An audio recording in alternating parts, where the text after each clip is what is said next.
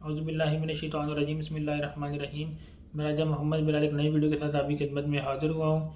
दोस्तों, आज की इस वीडियो में जो मैं आपको अमल बताने जा रहा हूँ, जो आपको तरीका बताने जा रहा हूँ इस्तिखारा करने का, वो है अगर कोई शख्स आपसे सवाल करता है कि फ़लाँ औरत हमला है या नहीं, फ़लाँ औरत को हमल है या नहीं, तो ये आप किस तरह से आप चेक कर सकते हैं।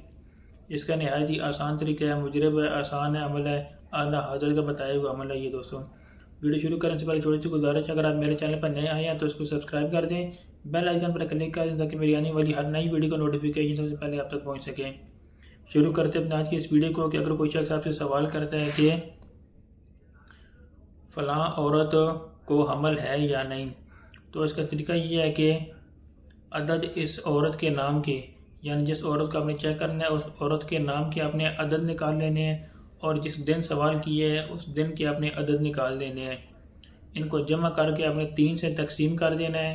अगर 1 बचे तो औरत हामला है, अगर 2 बचें तो हमल नहीं है, और अगर 3 बचें तो हमल था, गायब हो गया, ज़ाया हो गया।